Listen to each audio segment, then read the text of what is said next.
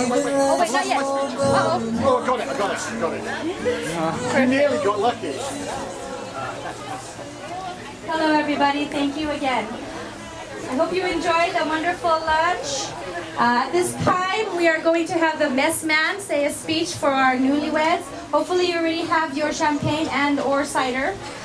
If not, please let my able cousins know and they shall help you. And here is Mr. Sherman. Good afternoon. So, I always think best man speeches come at the wrong time, because it's my job to tell you who Shira has married. At this point, it's too late. But nevertheless, I thought you might like to know a little bit about the man that Shira's married. So I want to start off by seriously talking about the Boston bombings. Oh, he's the mastermind? So, I'm sure we've all been watching the Boston bombings and everything that came out of that. One of the things that we noticed in the aftermath is that you have to be careful where you get your news source from. Rumors can run amok and everything. You have to say, when you hear information, how reliable is the person giving you the information? Well, I'll say a couple of things. I've known Dan for 33 years, so I have history. I also was a pastor for 7, which means one of two things. Half of you think I'll tell the truth. The other half you know that I know how to tell a story. So I'm going to tell a few stories about Dan. So in the early years, Dan and I met on the first day in college, and we got to know each other over that first year when we were working on the same courses. We'd go hang out, be together. And then in the second year, when we came back, I had an apartment and Dan had nowhere to live for the first couple of weeks. Now, in that first year, I'd heard rumors of people that shared a bathroom with Dan, how long he took in the bathroom. All I can say is you never ever want to need to use the bathroom when Daniel is using it. And Shira, I don't care how you split your chores as a husband and wife, but never send him to buy milk. I can't tell you why, but don't send that man to buy milk. Now, another thing, when you're judging somebody, you say, what kind of family did he come from? I can tell you he came from pure pedigree. Gene, and your dad's name, Ian? Gene and Ian. They adopted me day one, and they are just the best parents anyone could ever grow up with. They were seriously the nicest people, and you will see that in Dan's life. Dan does his parents proud every single day. Everything they taught him, all the good stuff, it's part of his character, it's part of who he is. Oh, this is hard. Being a pastor, I need to tell the truth. And I gotta tell you, Dan is a failure. And I mean that seriously, Dan's a failure. Because at the end of our second year at college, Dan failed. However, he didn't give up.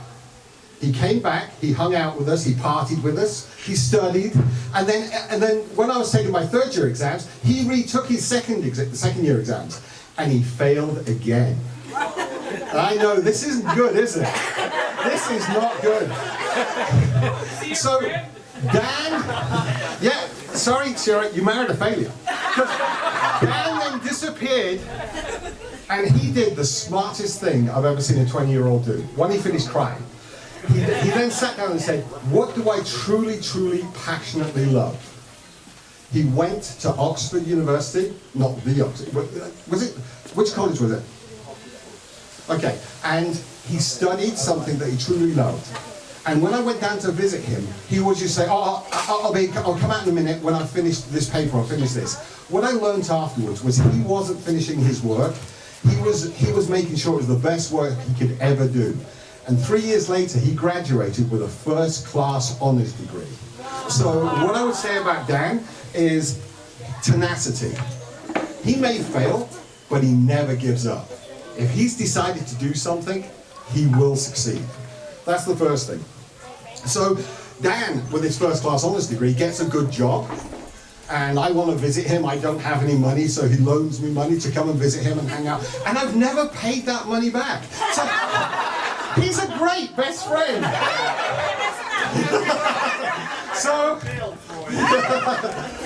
So that's the other thing I tell you. Dan has lent me more money than a sensible person ever should, and he's never seen a penny of it back. He is a generous man. So not only is he tenacious, he's generous. Well, as well as college and common friends that you make in college, we found out very soon that we had a common love of hiking. We used to go out into the moors and we used to go hiking and camping, and I just started to meet my wife and just started married life, and Dan had some vacation, and I said, hey Dan, let's go hiking, and we did the Dales Way. The problem was, I was too focused on myself and not enough on my wife, because she was 8 months pregnant at the time. So she didn't really want me to go. So Dan had to put up with me every night, find a phone box and phone my wife and talk to her and all the kissy, lovey-dovey stuff, make sure she's okay and do the same thing the next day. Eventually I think he got sick of it because we left the walk a bit early and we came back. We come back to my house, my wife's there, I sit down, 8 months pregnant, this woman is wonderful. She kneels down, she takes my shoes off, she massages my feet, and written on his face is, I want one of them. I want one of them. So, Shira, Siobhan has set the standard high. So he's generous, but he's also thoughtful. He curtailed that vacation just to make sure that Siobhan was well looked after. We didn't give up walking together. We did some more walking. We did the Devon and Dorset Coastal Path, which was the hardest footpath you'll ever do in England. And it was tough on both of us, and when you're really tired, your true personality comes out, and we started to rub each other up the wrong way, and we got to this point in the walk where we were on the beach and we couldn't go any further, and the tide was coming in, and Dan said, we have to go back. And I was too tired. I said, I'm not going to do it. I'm going to climb that cliff. He says, I'm going back. We have an argument. He goes back, and we agree we'll meet in town somewhere.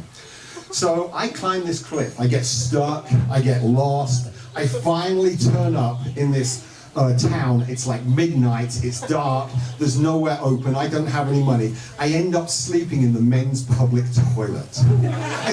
It's okay, Shira, I've showered twice since then. And once was this morning, so that's okay. Dan has the credit cards, gets himself a bed and breakfast. And I don't really fully understand this story, but he ends up locking himself out of the bed and breakfast and like trying to climb in through a ladder. I never really got that. But anyway, so our friendship is being stretched, and Dan, as some of you know, had a problem with his esophagus. He's always had it. And what happens is, if he's not slightly raised, he can drown in the night. I don't care, I'm not drowning. So I would pitch the tent however I wanted. And then he would lie there going, and I'd be like, can you be quiet? And we're in this tiny tent, and it's a 1.5 man tent for 2 big guys. So we were very friendly. And Dan's memory of this tent was summed up by a little boy about his age, who walked past the tent, and the little boy said to his dad, Daddy, what's that? And the little boy said, and the father said, it's a tent. He said, no, that's silly. And anyway, we ended up parting our ways. It really stressed our friendship. And this is, again, a good thing about Dan. He is wise. Because we would have killed each other and probably ruined our friendship at the end of that. We just parted our ways. We didn't talk for 18 months. But we're best of friends. He is faithful. He maintains relationships, that man. He is a good man. So we've had some adventures, and you know, it's been fun doing life together with Dan. One thing I would ask for the pastors here and those of you who read your Bible, and you know who you are, does God have a sense of humor? I think he does. And I'll tell you why. Because I got married before him. How could I get a woman and he didn't? I was amazed. And I had this beautiful wife. And she gave me my first son, Connor, and he was a couple of months old, maybe just a number of weeks old. And Dan comes up with another friend of mine, Warwick, and they decide to give us a bit of a break. We go to the swimming pool, and they take Connor off, and they go sit in the jacuzzi part, and my wife and I go off just to be together some alone time. And Dan realized the value of babies, because when we came back, he was surrounded by pretty little girls that wanted to look at the baby, and he was like, this is good fun. And they were like, oh, they were kissing and cuddling. And this is my son, Connor. And this is where God's sense of humor comes in. Because when Connor was born, Dan was holding him. And well, not at that time, but in the pool. And then the next thing is that Dan gets married this year, the same year as Connor. I just find that absolutely amazing that Dan is getting married in the same year as the little boy he was holding when he was a few weeks old. I just think, wow, that's amazing. So, Dan was best. I had two best men at my wedding, and I made Dan sign all the legal documents. So you get a bit of that. He lends me money. He signs legal documents. He's a good guy to have around. So with Dan, when he lived in London, he always invited me down to London, gave me a good place to stay so I could visit London well. When he took cottages up in the the Peak District where he lived, he would always invite my wife and I. She still talks about that vacation. He always shares his house. When he lived in Holland, they have a thing called the Efteling there, which is like Walt Disney for Dutch people. And Dan shared his home with me there so I could have good vacations, and I'm really pleased that he married Shira in the Philippines. I have got some vacations planned in the Philippines. Dan, as you know, God likes, or God treasures people who are hospitable. And Dan is also a hospitable person. Now, I've told you he's generous. I've told you he's thoughtful.